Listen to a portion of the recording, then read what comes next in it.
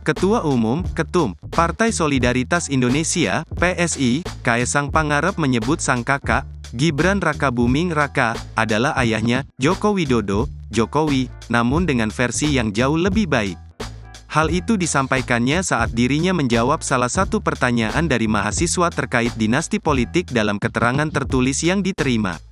Saya rasa, walaupun ini katakanlah politik dinasti, tapi teman-teman sekarang sudah lihat kualitasnya.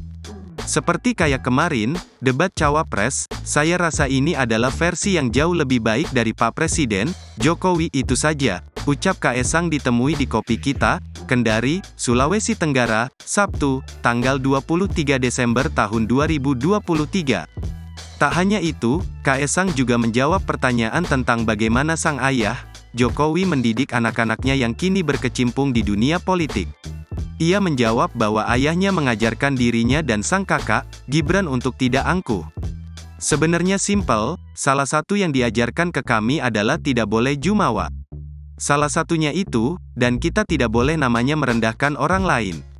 Ketika kita merendahkan orang lain, kita meninggikan diri sendiri, itu pasti direndahkan. Nah, ketika kita direndahkan orang lain, itu pasti itu nanti ditinggikan, ucap Kaesang. Ia juga menyinggung julukan-julukan yang didapat Gibran selama kampanye Cawapres berlangsung. Mulai dari asam sulfat atau Samsul hingga belimbing sayur. Jadi kita enggak perlu khawatir stigma-stigma orang-orang, wah ini belimbing sayur, ini apa namanya karena kemarin salah ngomong mengenai asam folat dan asam sulfat digoreng habis-habisan, tapi ternyata ketika di forum bisa membuktikan ya itu yang harusnya memang dibuktikan oleh Mas Gibran, ucapnya.